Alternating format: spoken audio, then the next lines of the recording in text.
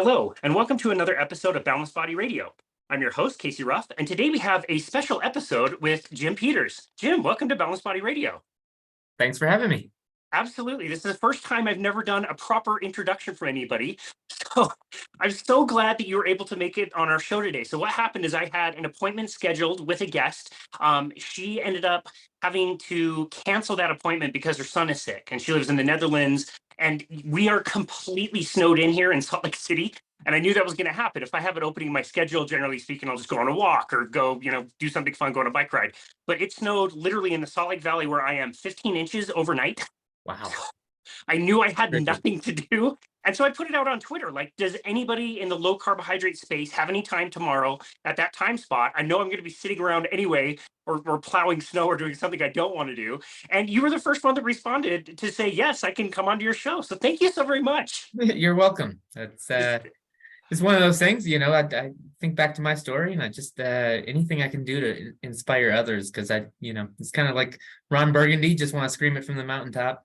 That I'm so much happier now than I used to be. So yeah, that's fantastic. Now, for all the doctors and experts and all these people that we have on our show that are really pioneering the research and really doing amazing clinical work, I think it's so important to remember the stories behind why we get into these diets and how powerful they are. And you and I were talking offline as you were kind of scribbling some notes down. You kind of said, like, I didn't think I had much of a story, but as I was making notes, like, I actually have a lot of a story here. And I think that's going to be really relatable for the audience. Yeah, I think so too. So many people, try their best, to really lose weight, and they don't know who to listen to or what would be best for them. And you hear all the different advice, and it's so conflicting, and you try all the things. And that's kind of my story. Is I probably tried everything under the sun to just be who I wanted to be, and finally I knew for years I should try keto, and finally I did it, and I never looked back. That's amazing. Wow. We'll definitely get into that story for sure. We already mentioned snow. We have to talk about where you are. You're just on the other side of the hill outside of Denver. Is that right? Yep. We're in Denver.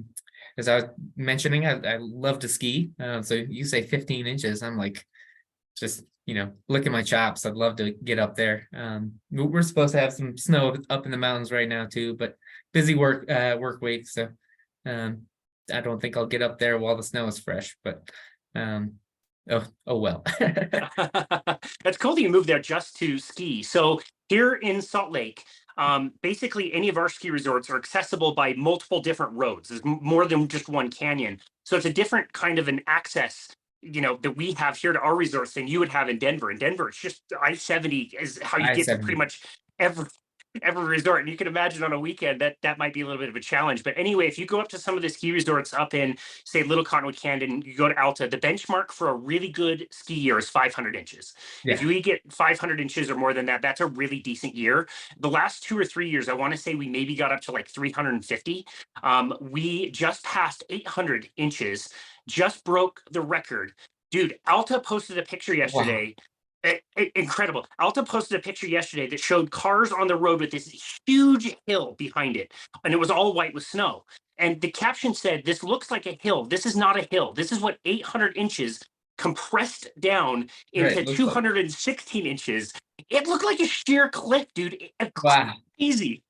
Oh man, I'm jealous. We had a good year, but nothing like that. Oh man, above average. Every time I went up there, we had 3 or 4 fresh inches, but nothing like that.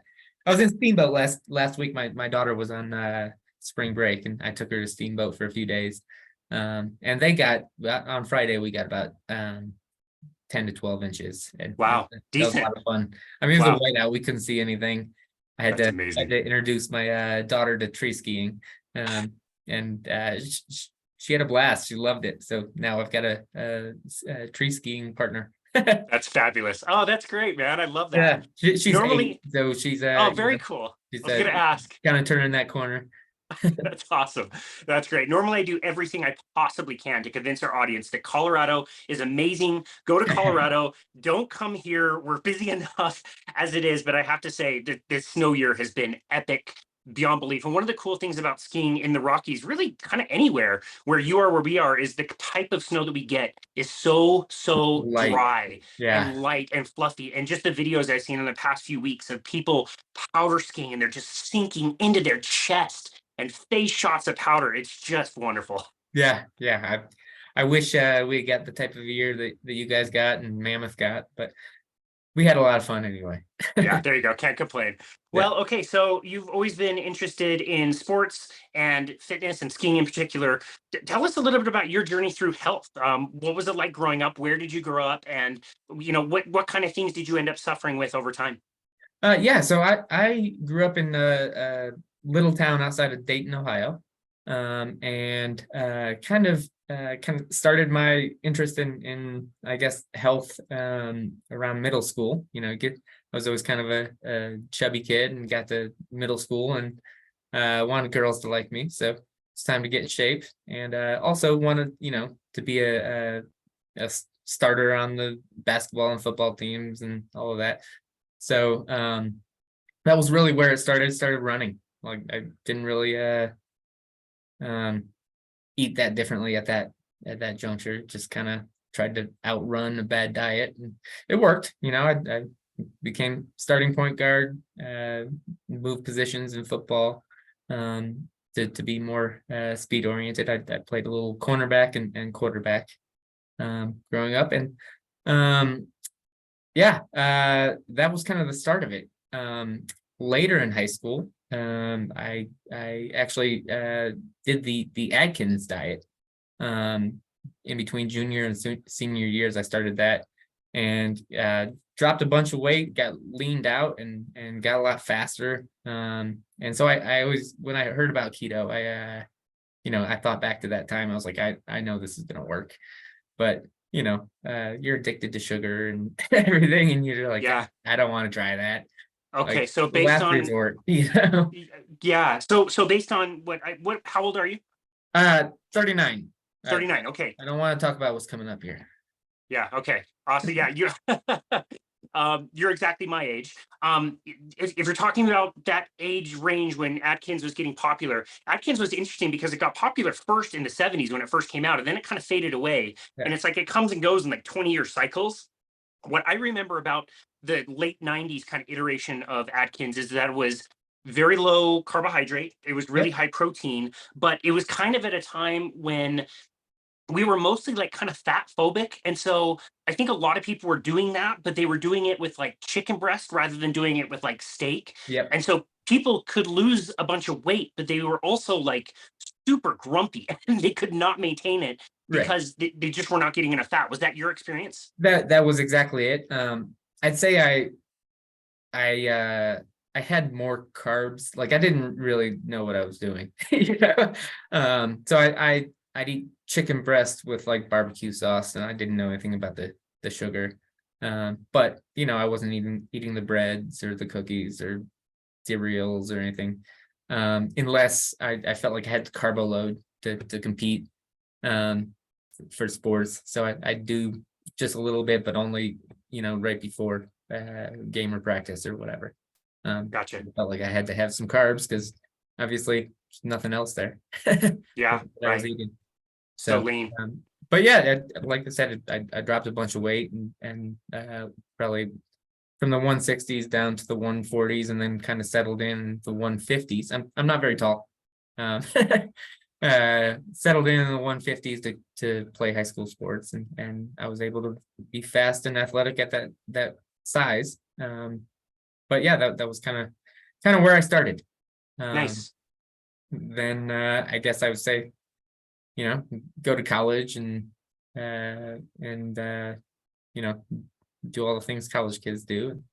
Put on my freshman 15, and that kind of stuck around with me, yo-yo up and down throughout that time frame.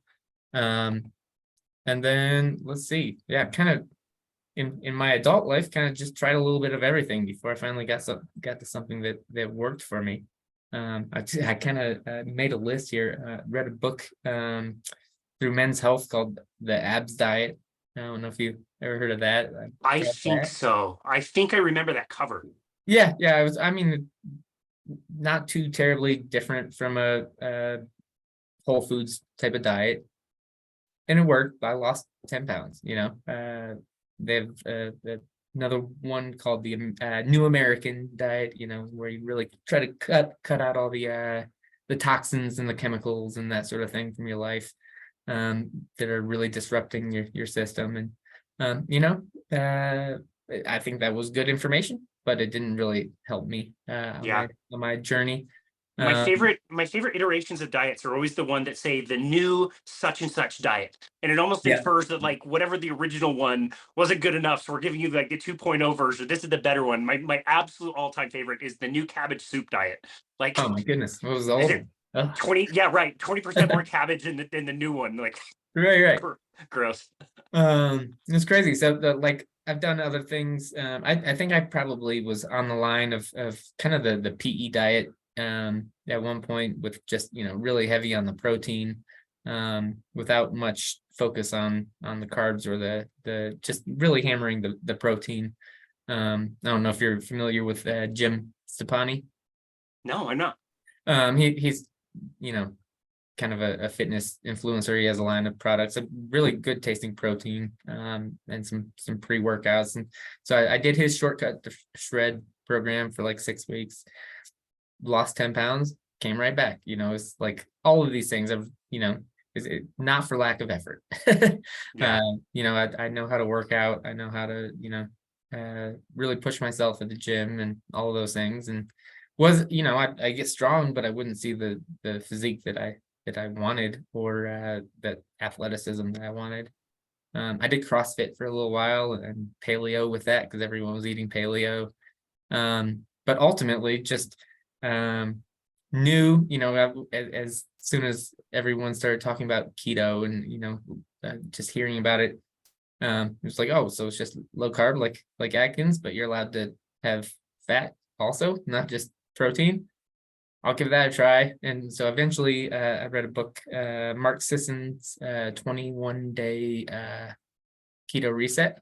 One of my favorites. That really helped my understanding when I was first getting into this. That was one of my favorites. Yeah, yeah, that was kind of, I read it on vacation in Florida, and kicked off my final day on vacation. It was Memorial Day 2019. And that was my kickoff point, and probably lost 6 pounds of water weight the first couple days, and kind of really took my time. I didn't like push myself athletically at all. Most I would do was like walk for a couple weeks. Never got the keto flu, I think because of that, because I didn't rush into it, didn't go cold turkey. And yeah, learned a lot along the way. Joined a bunch of Facebook groups, because the first month you lose 10, 11 pounds, and you're like, yeah, I'm this feels easy, feels sustainable. Really breaking the addiction to carbs and to sugar, is the biggest thing. Yeah. So my wife tried it once, but she's not keto right now. But when I got started, she like would try to like not eat carbs in front of me. Like she felt really bad. Which I'm thankful that she was concerned about me. But once the addiction broke, like I didn't care. Like, yes, I know what that tastes like. It used to taste really good to me, and it was like a disassociation. Like I didn't have that same connection, that same pull, that you really want to eat that, even, moderate. They always tell you to moderate. I didn't even care. Like, yes, you have pizza. I know it tastes good. I'm gonna be all right. Hmm. And it was a bizarre feeling. Wow. Yeah, that's amazing. So one of the great things about that book in particular is they have pictures with wonderful looking, very well done recipes. Yeah. Do you recall when you were first getting started, were there particular meals or recipes that you really enjoyed getting onto? Um, wow. When I first started, not really. I've always liked meat a lot, and just been kind of intuitively like I've never gone for a hike and seen a meal, like a meal of vegetables and fruit that I could eat and fill up on. So I've always just kind of intuitively thought, all right, I need protein, I need meat. Then I, learned that about the level of stomach acid that we have compared to other meat eaters, and it seemed like, I mean, this is obvious. So I started in kind of heavy on the meat, on keto. But I did the keto treats, and because I wanted it to be sustainable. So kind of everything I do today is making sure that I can continue to do this. And so I'm not really strict from a carnivore side of things, but I eat almost only meat. But I've got, all the sugar-free, like ketchup and sugar-free barbecue sauce and that sort of thing. Yeah. But I'd say, 94% of my of my calories come from meat. Cool. No, that's It's hard great. to define, like, are you no, I'm not, I don't only eat meat, but I almost only eat meat, but I don't really see, too much downside to a little bit of seasoning for myself, and some Yeah. people do. Yeah. But yeah, so at first, I I I did the typical keto thing of trying to make everything uh, uh, that you usually eat, but a keto version of it. So there's some, make some keto waffles and stuff like that on the weekend. Yeah, all the keto treats. Figure out what you like and what you don't like at that time, and then eventually just kind of gradually go away from it. Yeah. Uh, but I noticed this a lot with a lot of people in this world and the people I coach. It's like once you kind of do what you did. You're not feeling well on standard American. So maybe eventually you try a bunch of diets that work and then don't work. And then you make your way to paleo. And paleo is like, okay, getting somewhere, this is a little bit more substantial, getting some more protein. Then it's, maybe continuing down that path of finding keto, and people do keto. And they kind of go from one to the next to the next. And another thing that I really noticed is exactly what you're saying with the food. Like I remember when I first started keto, and it was like all of these recipes, and the recipes were delicious, they were great, but it was like 10 ingredients, 12 ingredients, and like all these different steps and like things that you had to do to make keto taco bowls and keto pizzas and the fat bombs that everybody was eating. yeah, And it's like I'm the same now with like you. Like my meal today is eggs, right, eggs right. and steak and or a burger. Like there's no like recipe. It's just simple one ingredient things that are cooked up and are delicious. And that's interesting because I noticed that trend with a lot of people. Yeah, I'd say when my wife tried keto, we had lots of delicious recipes because she was trying to make it interesting for her. I'm a couple of years ahead of her at that point, and but I enjoyed her recipes that she had found. But yeah, I actually had a little bit of a hiccup with my keto story, and listening to podcasts like yours actually broke me through it. So I lost a bunch of weight there in 2019, and then we got to 2020, and I did not fall off the wagon. But what we did is, what everyone do. We were stuck at home. We were bored. We got a bunch of DoorDash and that sort of thing. And one of my favorite, low carb things to eat was chicken wings. So we get DoorDash chicken wings, and what are they fried in? Seed oils across the board. And so I was just, every week, there's nothing else to do. We would get, order in something, and I'm eating all these chicken wings, and we get tacos, and I could get the keto taco shells, and my carbs are like, under 20 for the day, or at least net 15 maybe, and I'm gaining weight again. I can't figure it out.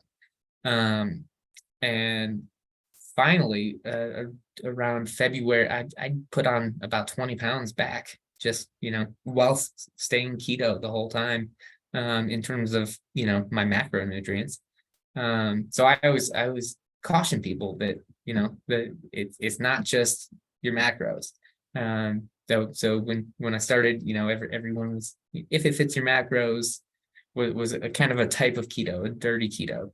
And it worked for me for that first year. But once we started getting all those seed oils into my diet, I put on a bunch of weight. Like I said, about 20 pounds back. I went to the doctor, actually got metformin because my A1C was above 6. All the while, super low carbohydrate diet. Wow. Wow. So, listening to Tucker Goodrich and what's his name? Chris Kenobi, Yeah. Paul Mason, like, yeah, it's just like very, enlightening. So I got the metformin and I got the cut seed oils out of my life at the same time and went right back down.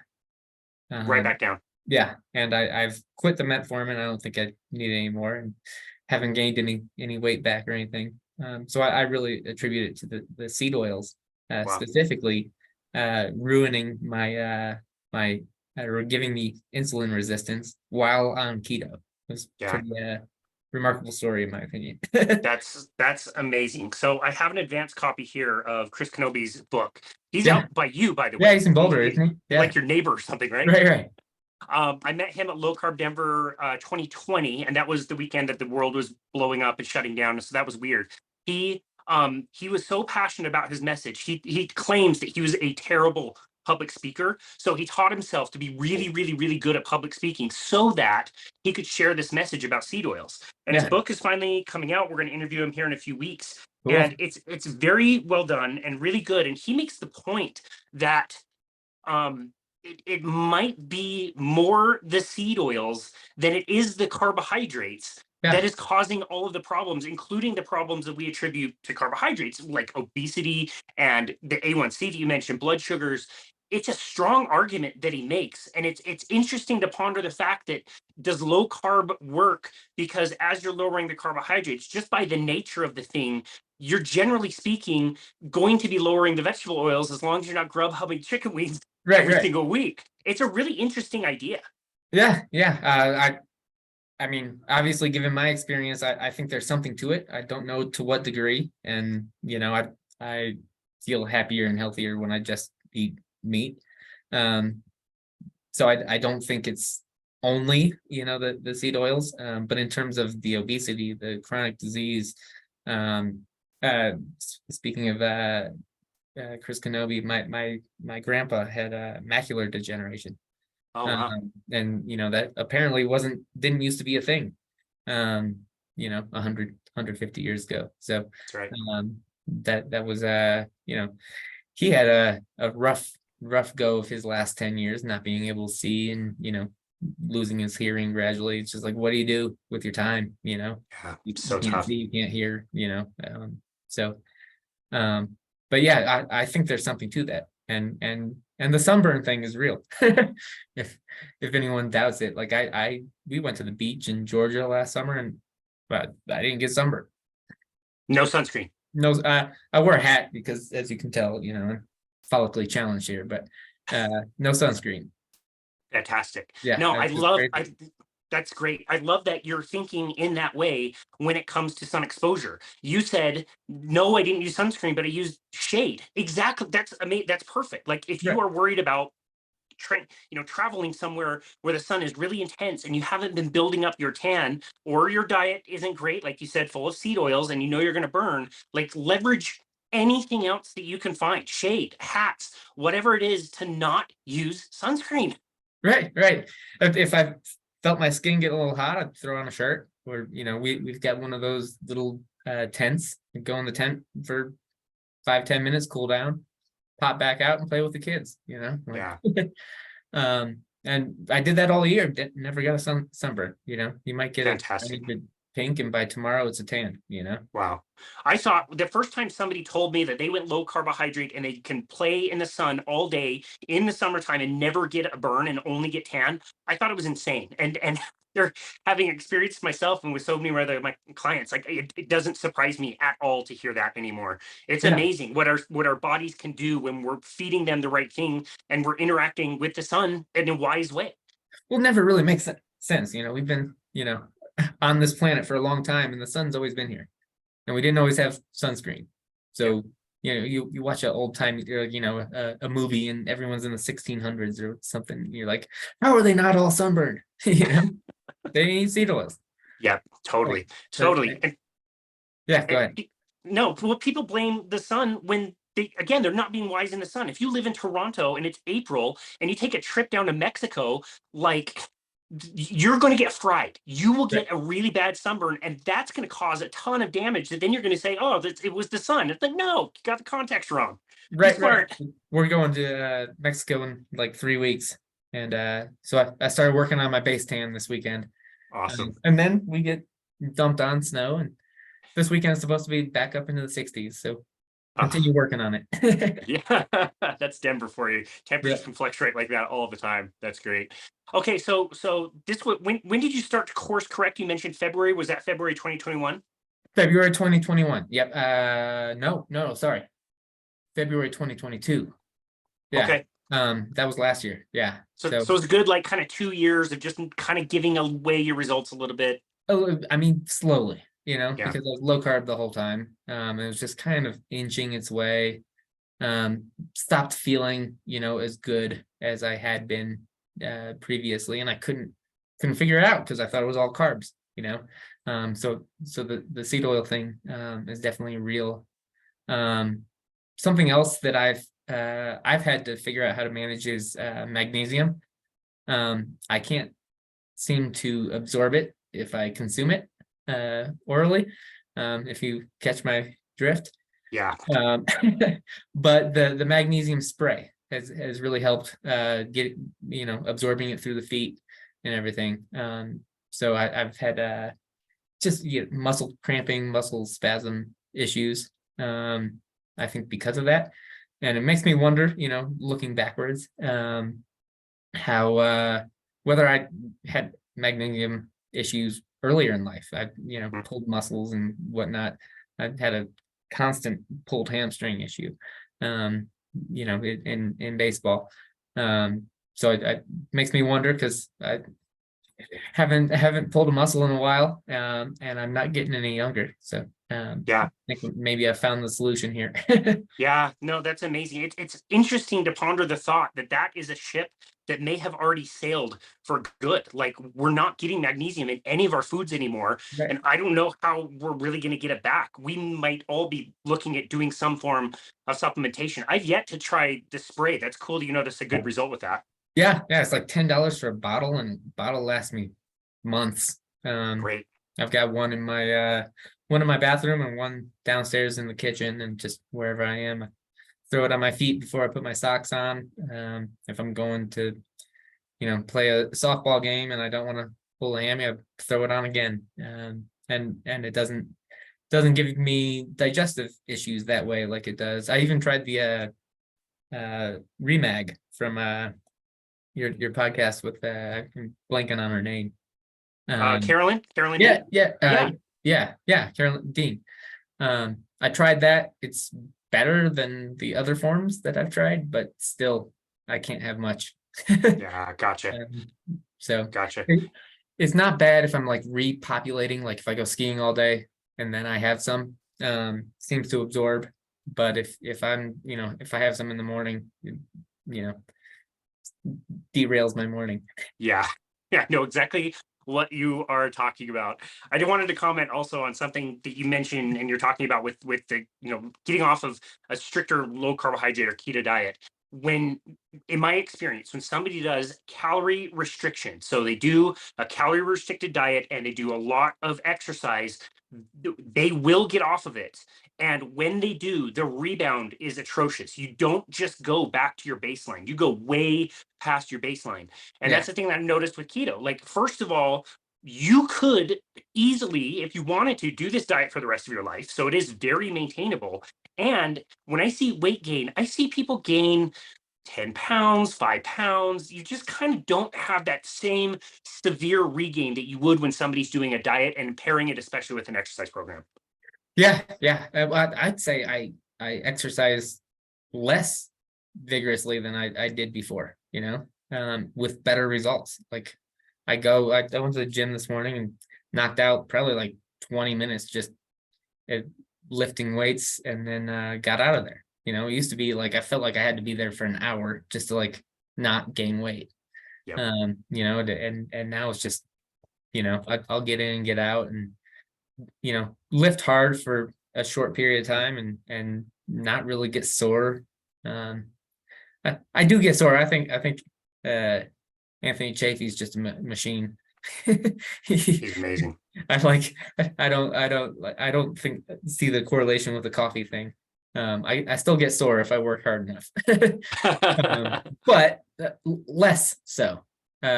Less sore, less lactic acid buildup, just they still get sore, but it's not the same. Yeah.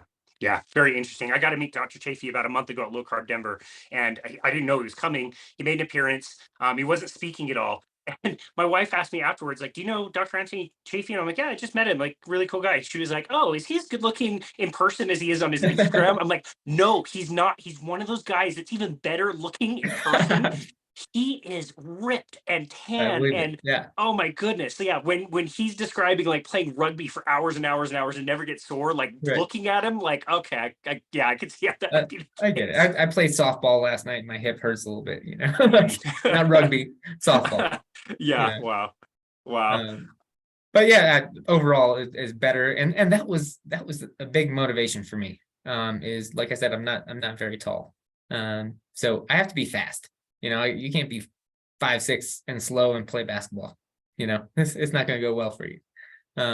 So getting my speed back was a big reason for, the people talk about wanting to lose weight and being like, no, you want to lose fat. I just wanted to weigh less, so I could move faster, and my joints wouldn't hurt, and kind of all of those things. And I mean, it accomplished all those things, but it's so much more. So I had really bad heartburn, like since I was a kid. Like I remember drinking orange juice and I'd have heartburn, like as a child. And I just thought that was part of life. I thought everyone had that, I haven't had heartburn in years unless I specifically did a cheat meal. And it's like it's right back. You had some pizza and wine, and guess what? Heartburn. I was like, oh, I haven't had this in so long. It's like, what do I do? I mean, I had Prilosec, apple cider vinegar. At one point, I had to have a lot of water because I could barely swallow like dry chicken. Like if I had chicken breast, I couldn't swallow it. Like it would get stuck, and it's kind of scary. That's completely gone. It was like completely, a thing that was something that I had to deal with. I don't ever think about anymore. Wow. Let's see. Yeah, constipation. I had every night before bed I had Metamucil, just to kind of ship things through. And now like I'll go days without having to use the restroom. Like there'll be days I'm like, did I poop today? Like I don't think I did. And then when you have to, it's so small you can do it on your own timeline. Like you're like, well, no, I'll do that in an hour or two. Yeah. I don't know if you So different. listen to Jim Gaffigan at all. He has a joke. He's like, every time I poop, it's an emergency. And like I used to be able to relate. I can't relate to it anymore. It's not. Wow. It's you just don't have to go. Sleep better. I don't get up to pee as often. It's just like every little thing is like, this is just how a human's supposed to feel. Yeah. Like, why would I not want to do that? So, um, yeah, I just, all the little things, like, I haven't eaten today. It's 12:30. I'm not hungry. Like, I'll eat when I'm hungry, but some days it comes early, some days it comes later, but it's not disrupting the timing of my day. If I get hungry, I know it'll pass in an hour anyway. And I can eat when I get around to it. You've described travel, a number of times. That's so much easier. It's like, I'll just eat when I get there. That's fine. I don't need to have a whole backpack full of snacks and, stop at the restaurant, and my feet don't swell up in the airplane anymore, and my fingers, like, I couldn't get the ring off of my hand after a flight before. Now it's just completely not a thing. Like, it's just everything's better. That's amazing. Yeah. Which kind of bring, I mentioned I got my dad onto keto a few years back. I actually listening to Saladino, his podcast, and he had so my dad had a heart attack, quadruple bypass, when he was 48. Wow. And Young. his I mean, he did everything by the book after that. Like, I mean, no saturated fat, I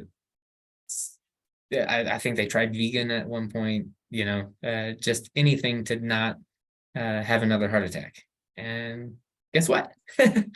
He had another one a couple of years ago. Not anywhere near as serious, but that has always been kind of in the back of my mind, because my grandpa had a heart attack, my dad had a heart attack, and I'm their kids.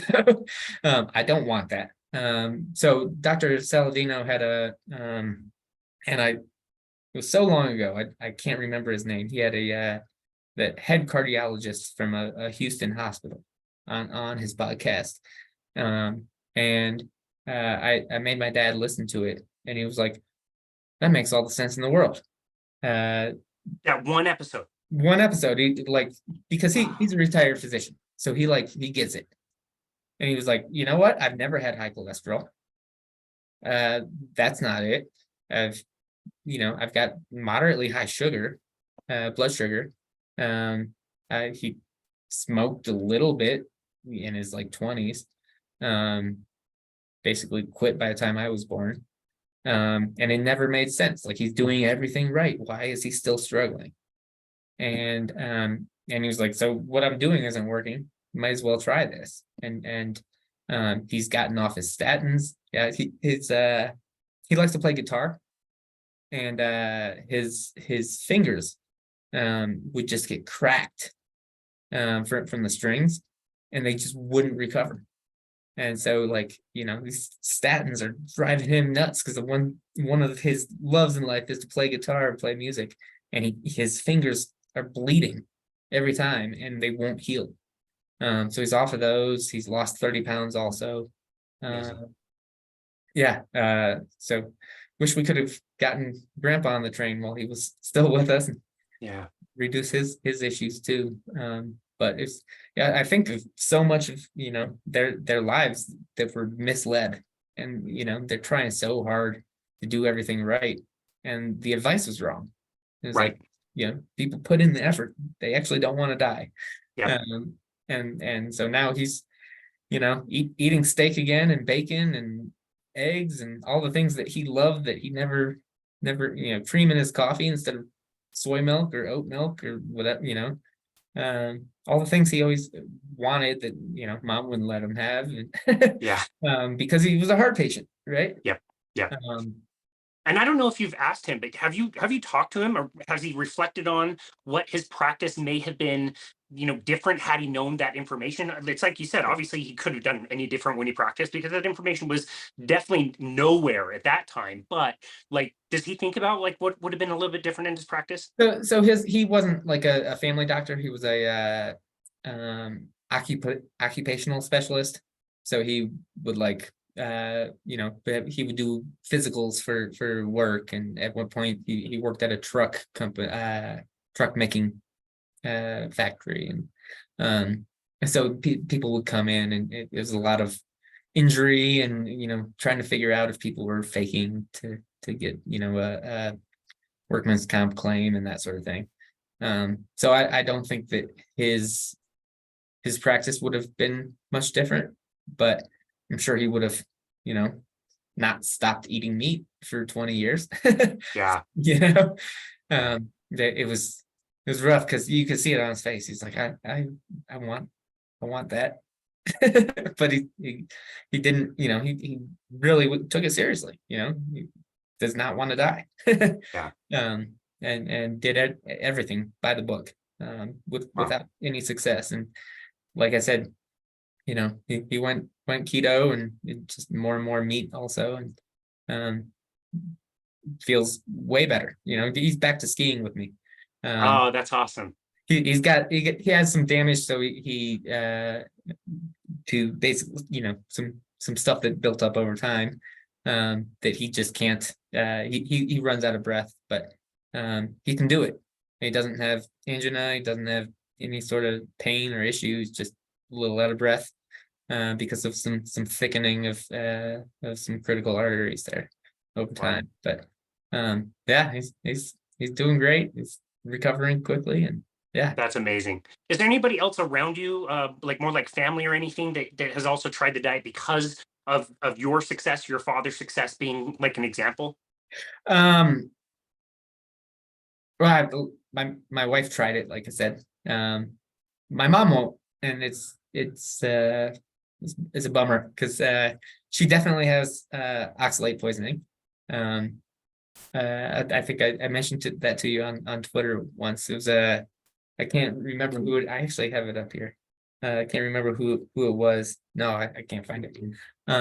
But basically the chemical sensitivity, and the sensitivity to fragrances and stuff, like, it's dictated a lot of our lives. Like, she can't stay at a hotel because of the fragrance that they like clean with. Wow. And she's had colitis for my whole life, and so you have to have availability to get to restrooms. Who knows how many hundreds of thousands of dollars I spent on medicine, like, just to manage that. And I've seen so many anecdotes of people that have reversed and cured colitis. So I've been really trying to steer her in that direction. Oxalates are tough because, like, if you're out to following the standard American diet, like, you are going to be sick, but you might not ever have a problem with oxalate, because chances are you're not the one eating all the raw spinach and tons of almonds and all the things that we're told are like the healthiest foods. It She is. ironically, oh, she is also Yeah, oh, she makes these big old salad. that. Yes, She eats all of the things. all the things. Like, super whole foods based. Like, she thinks it's like the healthiest diet to eat. And she doesn't eat much meat. She eats some. She's not vegan by any means, or even vegetarian, but very, very salad oriented type of person. That's what she likes to eat. Like, her taste buds have gotten used to it, and Yeah. she made me eat so many things that I absolutely hated when I was a kid. The squash and kale, and just all those things, because that's what she thought was the healthiest. And Yeah. yeah, so I hope she tries at some point, but it's a slower process. Yeah, it is. It's a tough message to hear. How would you like to hear it after trying so hard, doing exactly the right thing, that your exact right thing was the exact wrong thing? Like, you're going to Right. have resistance to that message. It's hard to accept. Right. Oh, especially if people important to you or close to you taught you that. Like, her mom always preached, green leafy vegetables. And maybe grandma didn't know. Yeah, right, She thought that right. was what was best. Yeah. And another thing that people don't really consider, like I asked my grandparents recently, they're in their 90s. I asked them, like, did you guys grow up eating vegetables? Did you grow up eating things like spinach? And they said yes, which kind of surprised me. Thought the vegetables was kind of like a more recent thing. But then immediately they said, well, yes, but you couldn't find it all year round. Like we ate it, but like only for a week or two Right. in the summertime and it was gone. And like, yeah, you probably wouldn't have a buildup if the food that is causing the damage can't build up. It literally can't. You've got no way to save Right. spinach to be eating all the entire year. Or like, I believe, oh, was it Bill Schindler? I want to say it was Dr. Schindler who said like if you ate nuts, it was at Christmas time and you had to work like, to Yeah, you try gotta to crack those crack, things open, and yeah, yeah, to get one little thing in there. Like you're yeah, not. you can't That's just a grab a very handful. exactly the Yeah, big Costco bags of shelled, ready to go almonds. The context is so different. yeah, yeah. So, Mm. um, yeah. One thing my dad's been super interested in is Dr. Seyfried's work. Just as a doctor, he's like, he listens to the podcast. He's like, what was he saying about the ancient mitochondrial pathways, and and I'm like, I don't know, Dad. I'm not a doctor. I, uh, I don't get it, this stuff. his message is fantastic. I've been fortunate enough to host him on our show twice, and Yeah. like when you get him worked up about the current treatment of cancer, he gets going and so passionate. And yeah, it's such a bummer that more people don't just know that one simple fact, like how cancer cells What they ferment eat. energy. And if you knew that, you could make some very simple changes and at least have better outcomes with treatments. Like maybe that's not the cure, but it at least will help. Right. And then, listening to those seed oils ones, I'm wondering how much of the mitochondrial damage that he's talking about feeding is coming from the seed oils. It's kind of like it's all coming together. Yep. You Yeah. know? Yeah. Um, Obviously I don't understand this stuff nearly as well as scientists, because I'm in, finance. But it's interesting, Yeah. just to You, hear it and kind of put together these pieces. And it's like yeah. it all kind of makes sense. Well, this is the cool thing about finding people like you is yeah, you're not a cancer researcher, you're in finance. You know way more about finance than I know, but like you know more than 99.9% of people out there about health. And it's because it was important to you. You were suffering from different things. You ended up trying something and you saw all of the success, and it's the whole laundry list of things that you mentioned. They're just little niggling things and you don't really even consider it. It's just what you live with, and it's only when you try this and get on the other side of it, and then one day you do what you did today. You sit down, you make a few notes, and the list is a little bit longer than you think of all the things you suffer with. Yeah, yeah. It like I said, it was remarkable once I started writing it down and kind of thinking through all the things I tried and went through. Um, just because I didn't want to go to keto. Um, like I like most people have some carbohydrate things that I enjoy. I like IPAs. Like that's like 14 carbs for one of them. I'm like, but now I've been here so long that I can have one on Yeah. Friday night, and it's not going to make me fat. You Yeah. know, Yeah. I can take my wife out. We went out. Our wedding anniversary was last week. We went out to a restaurant, and I had a little bit of a lemon tart. And it was so good. I still weighed exactly 169 on Monday morning. Nice. It's like Yeah. I like to do a 23-hour fast on Mondays, just kind of undo the sins of the weekend, so to speak. And I actually look forward to it because I feel so good afterwards. Yeah. Like it's That's kind of exactly what I reset. do. I love it. Yeah, Monday's a great day for it too. right. Just one day a week. Get reset for the week, and then I feel good all week. Mm. Um, That's so fantastic. it's You something meant, we like to do. We like to go out to eat and yeah, whatnot. Just as a couple, as a family, it's just something that brings us together. So yeah, it was important to me to not have to get rid of that. But my cool. wife does a good job of working around it. We don't go out for Italian much. But we'll go out for Mexican and get, queso and fajitas. It's like I, Cool. I don't eat the taco shells. I eat queso and fajitas. happy as a clam. You That's know? pretty happy food right there. Right, exactly. Oh, And I don't have to worry about wow. it. Okay, so you mentioned earlier the addictive nature of carbohydrates in particular, and I agree. I have learned for myself that if I have some, I won't stop. Some is not a problem for me. It's Yes. the tail end of some. So I have to abstain. I can't have Yeah. sugar. I can have an IPA every now and again, but sugar for me, that's where I have to draw the line. That is definitely a hill that I would die on. One thing that I notice for people that maybe have felt like they've been addicted to sugar before when they're eating it all the time constantly, once they go keto, they actually do learn that they're not addicts. They are moderators. If you have enough time and low carb, you really can enjoy some of those things, and they don't grab you in the same way. Would that describe your experience? I think so. That is actually my experience also is that I don't like them as much anymore. Yeah. Like I for that first year of keto, like you're seeing these delicious foods that you know are delicious, and you're like, I want them. And oh, all right, I'll let myself have a cheat once a month. All right, I'll have a cheat once every 3 months. It's kind of building. And then I I enjoyed the cheats less and less each time. And so yes, like this lemon tart from last weekend, it was really good.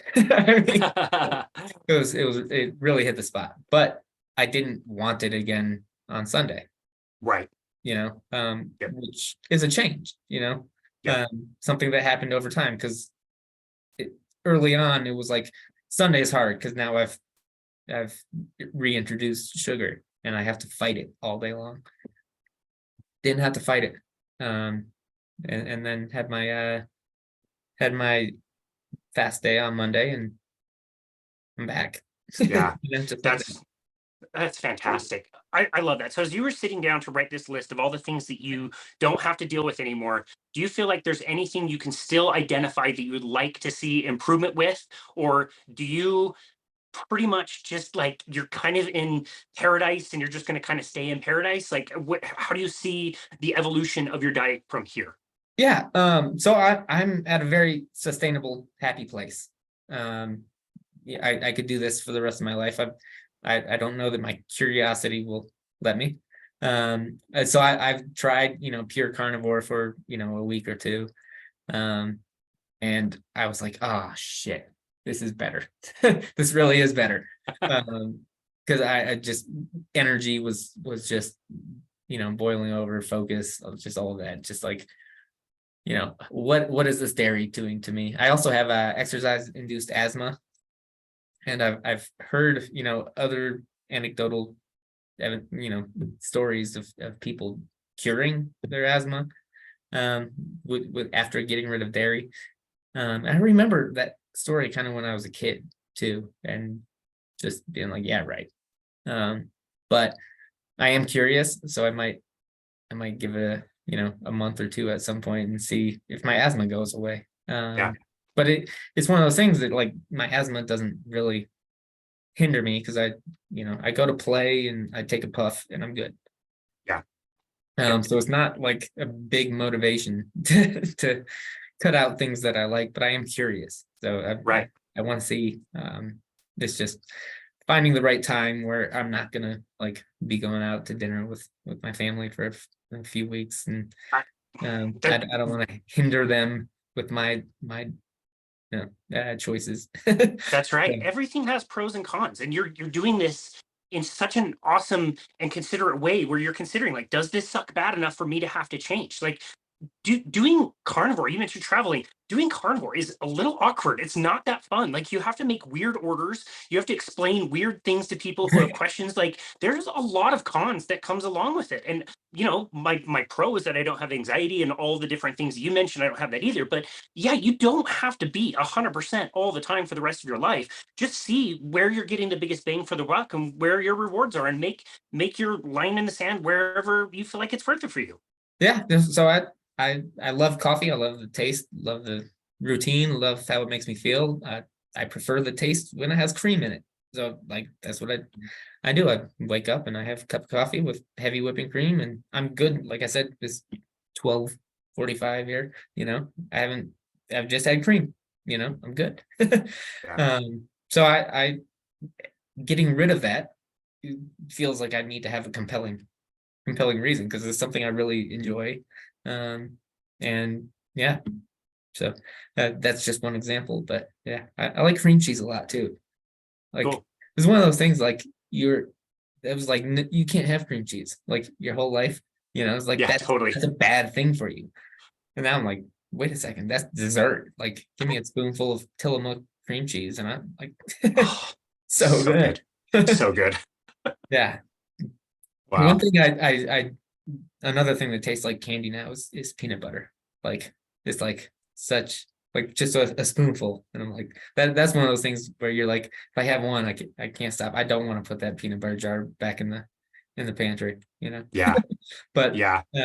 I do it. I put it back. I don't It's eat the whole thing. I had 1 tablespoon or something. it's funny you mentioned that. That was a harder one for me to get out. That was tough. Yeah. I have it with berries. So I'll have like blueberries or blackberries or strawberry, something, and that's like dessert. It's like I replaced my PBJ, and it's like 5 carbs or whatever by the time I'm done with it, and Wow. I'm, it's like such a such a happy little dessert. Who would have thought? Who would have thought? Like 5 years ago, like that's dessert, not a cookie, not a, Yeah. you can Yeah. have one cookie. It's not, it's moderating. Sure. Right? That's Yeah. amazing. Is there anything else about your journey you'd like to share with us today? No, it's just I hope I go to the gym and I see people working so hard and same people day after day, and they're not getting anywhere, and I just I want to stop them and tell them, but it would be rude and inappropriate, but I want to. So I kind of looked at this opportunity as like maybe somebody will listen, and this will be me telling them Yeah. like it's life changing in so many ways, and so I just thought if I can help someone else, that would be great. That's really wonderful. That's what we can do, right? Like look at your own personal life, look at the lives of people close to you, your father, potentially kiddos, like you are changing lives. We all have a role to play in this. Whether you're the doctor on the front line, whether you're doing Thomas Seyfried's wonderful research, or your gym in the mountains skiing, like we all have a part. And I'm so grateful that you had the time and you had that passion to be able to come on here and share your story, because it's really powerful. I do think it's going to help a lot of people out there. And again, it's so cool to see, all of those things that you were dealing with just kind of magically go away, and you don't have to Yeah, deal with them. And getting to the other side of that is just, it's not worth it. It's not worth some of those tastes before that were so engaging to us. right. They just kind of lose their power over time, and feeling great just feels really great. And you're an awesome example of that. Yeah, people don't know what they don't know, and that's yes, you could lose a little bit of weight, but what about all the other things that you couldn't dream of going back because you feel so much better. Yeah. It's like um a lot of people are hung up on the weight loss, but it's everything else that makes me stay. Yeah, Weight loss brought me totally. in, everything else makes me never going to leave. So So consistent. I couldn't agree with you more. Jim Peters, would you like people to reach out to you if they have questions? And if they do, where can they do that? yeah, I guess at Jimbo Pete 6 on Twitter is a good spot. I'm not an expert or any, if you follow me, you're gonna get a lot of Michigan football and basketball.